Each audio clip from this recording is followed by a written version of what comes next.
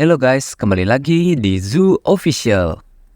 Jadi gimana nih kabar kalian? Sehat semua kan? Terima kasih ya yang sudah mau meluangkan waktu untuk menonton channel ini. Oh iya, terima kasih juga yang sudah mau like, komen, dan subscribe. Sebelum kita memulai videonya, intro dulu ya guys.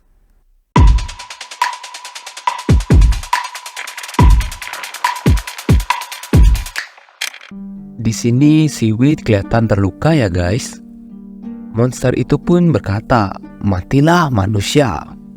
Apa akhirnya kau sadar apa yang bisa kau lakukan? Berani sekali kau mengacukan pandanganmu, padahal aku pasti akan membuatmu menyesal bahkan setelah kematianmu." Endurance meningkat 1, begitulah isi pesan dari sistem. Wheat yang mendengar itu sangat kegirangan dan mengacungkan kedua jempolnya ke arah monster itu. "Wow, dengan satu pukulanmu, aku hampir saja mati, seperti yang diharapkan. Death Knight memang keren."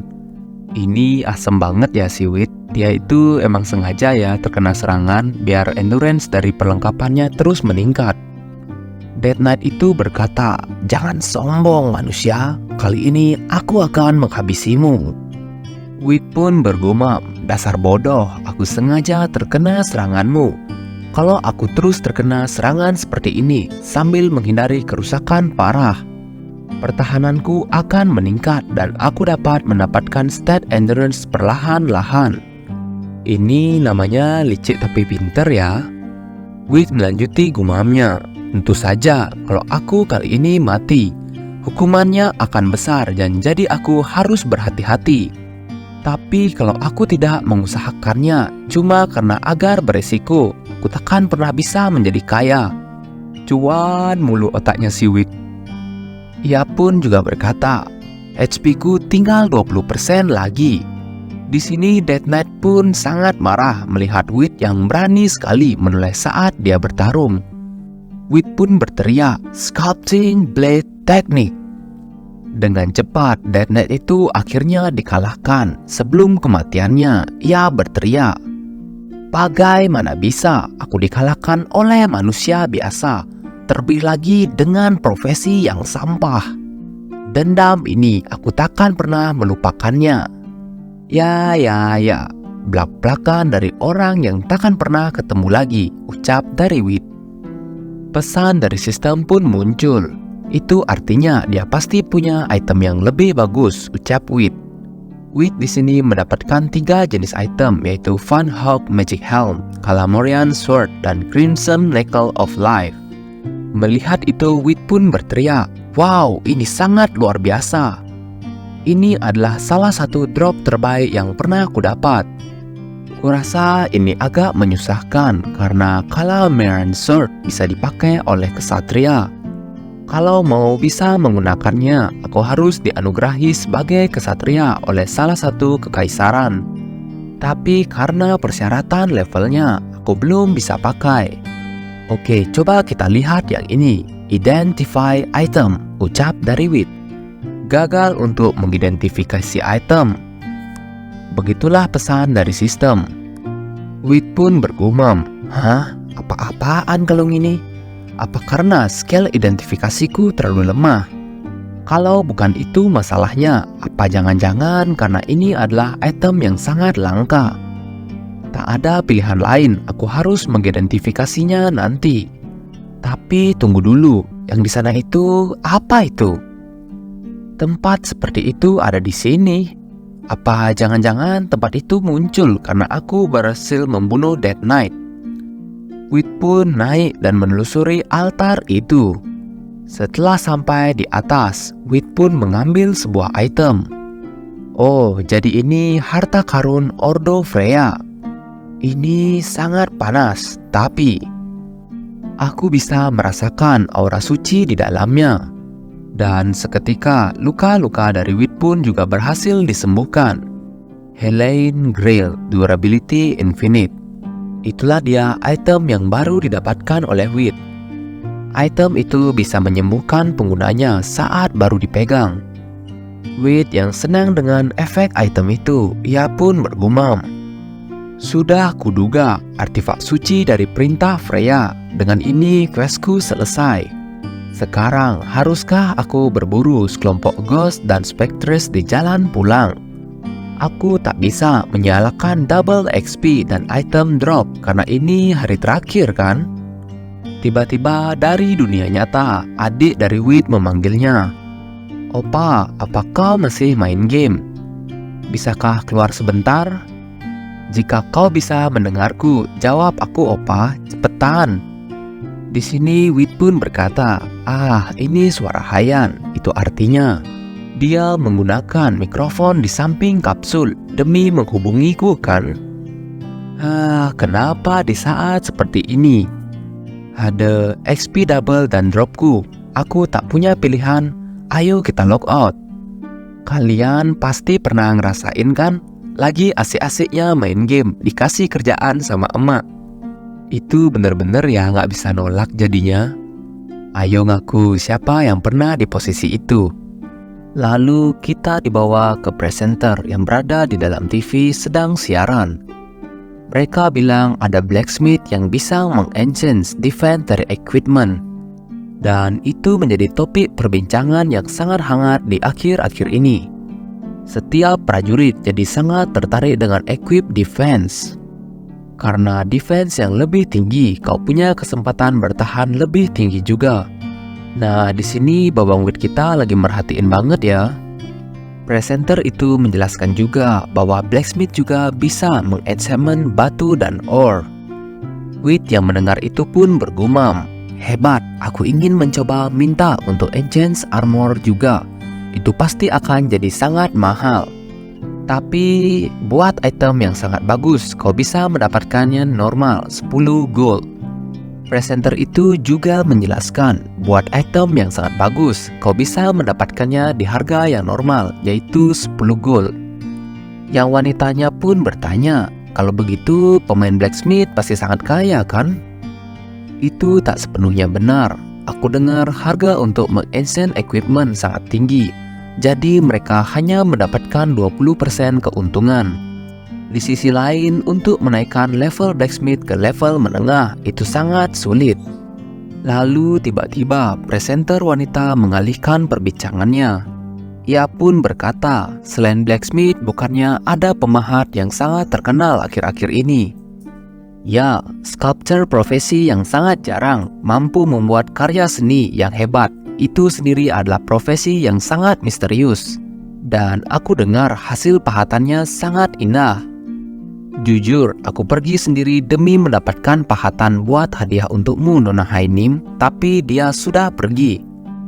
Aku khawatir dia menghapus karakternya setelah mengira dia memilih jalan yang salah sebagai sculptor. Ucap dari pria itu. Presenter wanita itu pun menyayangkan jika ia sampai menghapus karakternya karena para seniman bisa saja mengambil job tersebut dan mengekspresikan dirinya di dalam game Royal Road. Lalu berita pun dipindahkan, kini membahas tentang topik perang sipil Konfederasi Inggris. Akhirnya, benteng Odin yang dikenal luas dan tidak terkalahkan telah jatuh. Guild Balkan sekarang dalam masalah besar. Mereka membawa lebih dari 30.000 pemain demi menjatuhkan benteng Odin. Sekitar 150 guild bersatu dan pertempuran besar dengan 5.000 mercenary telah pecah. Anggota guild Balkan telah menyerahkan diri karena perang ini. Akankah ini membawa perdamaian kembali ke benteng Odin? Di sini presenter pria berkata, kurasa bukan begitu. Pertama-tama Balkan yang semula pemilik benteng sepertinya tak hanya mundur. Aku dengar Guild Balkan mengumpulkan kekuatan mereka demi mengambil kembali yang menjadi milik mereka. Mendengar berita itu, Wit pun berpikir keras. Apakah itu artinya perang lain akan dimulai? Benar, tapi bahkan jika serangan Balkan gagal, ini tak seperti benteng Odin akan bisa didamaikan. Penyerangnya 3.000, jadi setidaknya 15.000 dari mereka telah mati. Yang diposisikan bertahan mungkin hilang lebih dari 10.000 orang. Baiklah, malah petaka ini kesempatan buatku selama semua orang level dan keahlian skill mereka turun. Aku harus bertambah jadi lebih kuat. Tiba-tiba handphone dari Wit berdering. Ternyata itu adiknya ya guys yang sedang menelpon dia. "Kakak, apa kau sudah selesai? Festival sekolah akan segera dimulai. Kau harus datang kan?" Ucap dari Yeon. Wit pun menjawab dengan singkatnya, "Ya, aku sudah pakai baju dan tinggal ngaca. Aku akan pergi ke sana." Akhirnya Wit pun sampai di festival yang diadakan di sekolah adiknya. Dan ternyata ya guys, Wit ini adalah alumni sekolah ini juga. Wit pun bergumam, "Saat aku dikeluarkan, aku janji pada diriku sendiri bahwa aku tak akan pernah datang kemari lagi. Aku tak yakin dengan apa yang telah kulakukan sekarang." Ia pun mengingat ancaman dari Yeon jika tidak datang ke festival sekolah. Wah, pantas aja ya si Wit sampai segininya. Mimin juga males banget kalau disuruh datang ke acara alumni sekolah dulu. Tiba-tiba ada seorang yang memanggil Wit. "Hah? Mungkinkah kau Lee Hyun?" "Hai, sudah lama ya," ucap wanita ini. Wit yang nolep pun bertanya-tanya, "Hah? Tapi siapa kau?" Maklum ya guys, karena Wit ini kerjaannya main game mulu. Wanita itu berkata, "Apa kau tak bisa mengingatku? Ini aku Jung-hee, adik perempuanku juga berada di SMA ini. Jadi aku datang untuk mengunjungi festival ini." "Oh, kalau dipikir-pikir kenapa kau tidak mengikuti reunian alumni? Aku benar-benar menantikan bisa bertemu denganmu di sana." Wit memalingkan pandangannya dan berkata, "Aku hanya tak ingin pergi. Dan terima kasih atas kebohongannya." "Aku tak bohong, aku benar-benar ingin bertemu denganmu lagi. Apakah kau lupa kau menyelamatkanku sebelumnya? Aku tak tahu apa yang akan terjadi jika kau tak datang membantuku saat itu. Tubuhku sampai demam saat aku memikirkan soal itu dari waktu ke waktu." Wah, kalau Mimin sih gas banget nih. Tapi si Wit mana mikir ginian, dia apa-apa harus cuan nomor 1. Wanita itu melanjutkan perkataannya, "Hyun, kita harus lebih sering bertemu mulai sekarang. Dan juga kau harus kasih aku nomor teleponmu, aku akan menghubungimu." Tiba-tiba Yeon datang dengan wajah marahnya. "Siapa kau wanita tua? Kenapa kau merayu kakakku?" Di sini ternyata Yeon posesif banget ya sama kakaknya. Lucu juga ya ngeliatnya. "Wanita tua, bagian mana dari diriku yang terlihat tua? Dan juga apa maksudmu dengan merayunya? Jaga bicaramu. Aku satu kelas dengan kakakmu dan juga lulusan sekolah ini," ucap dari Jung-hee. Kalau begitu kupikir kita tak perlu terlalu sopan karena kau tak terlalu tua daripada aku kan?" ucap dari Yeon. Dan di sini pertengkaran mereka pun terus berlanjut. Emang serem ya lihat cewek bertengkar, fix adu mulut terus. Yeon pun segera menarik tangan Wit. "Opa, kita telat. Ayo, ada sesuatu yang ingin aku lakukan denganmu, Opa. Ikuti saja aku dan kau akan mengerti."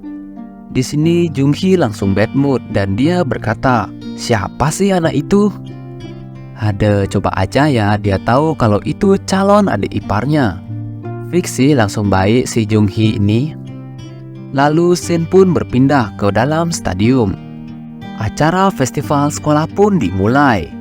Wah, lihat ini Mimin jadi kangen banget ya sama acara ulang tahun sekolah. Wit pun bertanya, "Kenapa kita di dalam stadion?" "Opa, ayo kita lakukan ini bersama-sama denganku. Aku selalu ingin mencoba ini sesekali," ucap dari Yeon. Di sini Yeon pun merengek meminta ke Wit seperti anak kecil. Dan dia juga sudah menyombongkan kehebatan kakaknya di seluruh teman-temannya. Lalu Wit pun datang ke konter pendaftaran dan menanyakan berapa harganya. Wanita itu dengan riangnya berkata, "Untuk ikut kau harus bayar 10.000 won. Waduh, bahaya nih, sifat pelit Wit akan keluar. Ya, bener aja ya guys, denger 10.000 won langsung cus pulang si Wit. Ia juga berkata, "Ayo berpura-pura ini tak pernah terjadi." Ada, kasihan banget ya si Yeon. Setelah dikasih rayuan maut oleh adiknya, Wit pun mau nggak mau harus bayar ya guys. Lihat tuh tangannya, sampai gemeter nggak rela bayar. Dan sempat-sempatnya Wit bertanya, apa nggak ada diskon untuk pelajar? Atau apa nggak ada angsuran 12 bulan? Ini sih bener-bener ya si Wit, Mimin sampai ngakak bacanya. Akhirnya lomba pun dimulai. Pantas aja adiknya mau sama Wit. Ini ternyata lari berpasangan. Yeon berkata ke Wit, "Opa, coba lebih keras. Jangan setengah-setengah, main yang benar. Kita ini di urutan terakhir. Kalaupun kita di urutan pertama, kita nggak akan dapat apa-apa kan? Yang ada nanti hanya capek aja," ucap dari Wit. "Hah? Opa nggak tahu ya kalau kita dapat hadiah kartu belanja mall kalau kita menang." Dengan paniknya Wit pun menjawab, "Hah? Berapa?" Dengar kata uang aja langsung melek tuh mata si Wit. "Bukannya 100.000 won," ucap dari Yeon. Mendengar itu, Wit menjadi sangat terkejut. Lalu mode cuan pun aktif. Seketika, Wit pun langsung memegang adiknya dengan erat. Adiknya di sini berteriak karena Wit memegang pinggangnya. Dengan memegang erat adiknya, ia pun berkata, "Yeon, ayo kita maju, pegangan yang erat." Seketika, Wit pun menyalip semua kontestan di sana. Ia berteriak, demi kartu hadiahnya, 100.000 won, tidak boleh lepas. Adiknya aja udah sampai pasrah ya sama si Wit. "Selamat atas juara pertama," ucap dari penyelenggara lomba. Wit pun menerima hadiahnya dan ia juga melihat ke arah lainnya. Wit bertanya ke adiknya, "Yeon, berapa banyak hadiah yang didapatkan dari main itu?" "Oh, itu permainannya sangat sulit dan opa akan masuk angin kalau sampai jatuh ke air." "Sudah, tidak usah saja opa," ucap dari Yeon. Tiba-tiba entah dari mana, mbak-mbak sales pun datang. Ia berkata, orang yang bisa paling cepat menyelesaikan semua tahapannya akan dapat 3 juta won tunai. Dan hadiah tambahan, kau akan dapat kupon hadiah sekitar 2 juta won. Mendengar kata berjuta-juta itu, rambutnya si Wit langsung kayak antena pencari cuan. Emang si Wit ini ya? Baiklah, seperti biasa dengan gemetar Wit berkata, "Aku ikut, terima kasih." Mbak sales itu pun menerima uang dari Wit, harganya 20.000. Lagi dan lagi Wit mengeluarkan mode pelitnya, bukannya ada diskon. Mbak sales dengan cepat berkata, "Hah? Mana ada hal seperti itu?" Wit pun akhirnya masuk ke dalam arena itu. Nah, kalau kalian tahu Ninja Warrior yang ada di TV jadul itu, percis kayak gitu ya mainnya. Yeon berteriak ke Wit, "Opa, hati-hati, kau tidak boleh terluka." Di sini teman-teman Yeon berkata ke Yeon, "Apa orang itu yang selalu kau banggakan? Kurasa dia standar. Opamu bagian mananya sih yang kau bilang ganteng? Aku gak ngerti kenapa kau selalu menolak semua cowok-cowok yang kau bandingkan mereka dengan opamu. Apa kau tahu berapa banyak cowok di dunia ini? Ada banyak cowok yang lebih mending ketimbang opamu." Yeon di sini hanya tersenyum mendengar perkataan dari temannya. Kalian gak perlu tahu, kalian gak akan pernah mengerti kegantengan sebenarnya opaku. Lalu Shin berpindah ke arah Wit lagi. "Peserta Lee Hyun, apa yang membuatmu mengikuti game ini?" Dengan singkat Wit menjawabnya, "Aku kesini untuk menyelamatkan adikku satu-satunya." Presenter itu berkata, "Kalau peserta gagal, Derek akan memindahkan kerangkeng ke atas air dan mencelupkan adikmu ke air, kau tahu itu kan?" Wit pun dengan santainya berkata, "Ya, aku tahu, tapi itu takkan pernah terjadi. Sekarang, ayo mulai permainannya." Di sini Wit bergumam, "Aku harus membuat catatan terbaik, itu satu-satunya cara dapat uangnya." Dengan mudahnya, Wit melewati rintangan pertama. Komentator di sana sampai terkejut bukan main. Dia cepat, dia sudah melewati jembatannya. Kita tak pernah melihat orang yang melewati tahap pertama secepat ini. Tahap kedua adalah tahap balon air.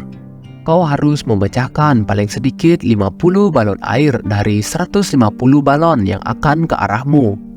Banyak orang yang gagal karena langsung terkena balon sewaktu mencoba memukul balonnya. Level kesulitan tahap ini sangat tinggi. Dan bukan itu saja, dia harus melewati jembatan sepanjang 60 meter. Lalu balon air pun mulai ditembakkan. Di sini Wheat dengan satset-satsetnya memecahkan balon air itu. Presenter pun berkata, peserta Li-Hyun sangat luar biasa. Dia memecahkan balon dengan tinju dan tendangannya layak kickboxing profesional.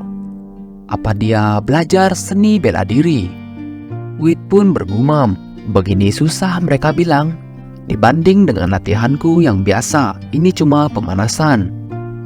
Tapi bisa bahaya kalau gegabah, ini baru permulaan. Mulai sekarang yang jauh lebih menakutkan akan dimulai, ucap presenter itu. Balon air ditembakkan dari dua sisi, daya serangannya sangat tinggi. Itu sebabnya kebanyakan peserta gagal di tahap ini. Peserta Li-Hyun dalam bahaya, apa yang akan dia lakukan? Kali ini sepertinya terlalu banyak balon dalam waktu bersamaan. Apa dia akan gagal seperti ini? Tapi di luar dugaan, di sini Wheat benar-benar dengan gesitnya menghancurkan balon air itu. Dan di bagian akhirnya, ia melompat dan menghancurkan semua balon yang mengarah ke dirinya. Ini sih keren namanya guys, mana banyak yang nonton lagi. Tapi ternyata ada satu balon yang hampir mengenai Wheat. Di sini insting Wheat benar-benar udah keasah ya. Dengan gerakan yang sangat keren, Wheat menghancurkan balon terakhir. Ia pun dapat kembali di papan kayu itu dengan seimbang. Melihat kehebatan dari Wheat, benar-benar melongo presenter dibuatnya. Seluruh penonton bersorak di sana melihat kehebatan dari Wheat. Dan di sini teman dari Yeon pun sampai dibuat malu melihat kehebatan dari Wheat. Ia sampai berkata, aku harus bilang padanya, menarik kata-kataku kembali kalau dia biasa-biasa saja. Presenter itu pun yang tidak percaya berkata, aku baru saja mendapatkan laporan dari staf lapangan. Hasilnya sempurna, dia mengenai 150 balon dari 150 balon. Kami tak pernah menemukan kontestan seperti ini di semua game kami. Akhirnya dia berada di final stage, tapi yang menunggu di depan kontestan Li-Hyun adalah dinding setinggi 90 meter. Dia harus mendaki dinding hanya dengan menggunakan tali. Kontestan Li-Hyun menggunakan gaya sentrifugal dari tali demi menyeberangi dinding. Apakah ini alasan dia menaikkan kecepatannya sebelumnya? Lalu Wheat tanpa menggunakan tali melompat dari dinding satu ke dinding lainnya dengan cepat. Dan pada akhirnya lompatan terakhir yang sangat spektakuler dilakukan oleh Wheat untuk penutupan. Dan ia pun mendarat dengan sangat sempurna. Sampai-sampai seluruh presenter memberi angka 10 untuk Wheat karena mendarat dengan spektakuler. Wheat pun menghampiri adiknya. Yeon, aku sedikit telat. Aku akan mengeluarkanmu sekarang juga. Setelah Wheat mengeluarkan adiknya, semua teriakan penonton pun terdengar. Wow, tadi itu spektakuler. Hei, apakah kau melihatnya? Dia mirip pesenam. Apa kau memvideokannya tadi? Semua stage diselesaikan hanya dalam waktu 3 menit 34 detik. Ini rekor yang sangat menakjubkan. Aku pikir tidak akan ada yang mengalahkannya untuk waktu yang dekat. Setidaknya dia lebih cepat 2 menit dari rekor sebelumnya. Lalu scene pun berpindah memperlihatkan Yeon yang membawa papan kemenangan. Ya, akhirnya Yeon dan Wheat pun pulang membawa papan penghargaan berisi tulisan 3 juta won. Untung aja itu di Korea ya guys. Coba aja kalau di sini fix udah dijamret itu si Yeon. Yeon di sini tiba-tiba berkata, "Kakak, kakiku kaku terkena kuku kaki kakakku." Canda-canda ya guys. Serius amat bang. Di sini Yeon berkata kakinya sakit. Wit pun dengan sigap melihat kaki adiknya. Yeon bilang itu mungkin karena kelelahan berdiri lama. Wit di sini menawarkan Yeon untuk digendong seperti masa-masa kecil mereka dahulu. Betapa senangnya Yeon setelah mengingat masa-masa indah itu. Dengan cepat Yeon pun naik ke punggung Wit dengan girangnya. Ini si Yeon bener-bener masih kayak kanak-kanak. Kayaknya enak ya kalau punya adik cewek. Wit pun berteriak, "Ya, baiklah, ayo kita pulang." Di sini Wit bergumam sambil menggendong Yeon. Kalau dipikir-pikir, ini sudah sangat lama menggendong Yeon di belakang. Saat dia masih kecil, aku selalu mengantarnya ke sekolah. Seperti ini saat dia bilang tidak mau pergi sekolah. Mimin jadi terharu ya guys melihat pengorbanan dari Wit. Dia dari kecil bener-bener full banget buat keluarga. Di sini Yeon bertanya ke Wit, "Opa, aku tak pernah melakukan apa-apa buatmu saat aku mendapatkan begitu banyak darimu. Bagaimana aku membayarnya kembali?" Di sana semua orang liatin mereka ya guys. Bener-bener ya kasih sayang seorang kakak ke adiknya.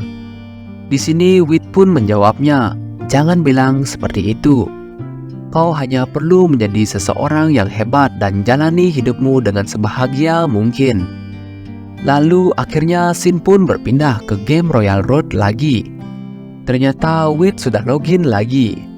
Dan dia akhirnya bertemu lagi dengan Sigul. Sigul di sini terkejut akan kedatangan dari Wit. Ia pun berkata, Tolong tunjukkan padaku. Aku harus pastikan itu benar-benar Herlene Grail atau bukan." Oke, sampai di sini dulu ya guys untuk cerita dari Babang Wit kita. Banyak banget ya pelajaran yang kita dapat dari cerita ini.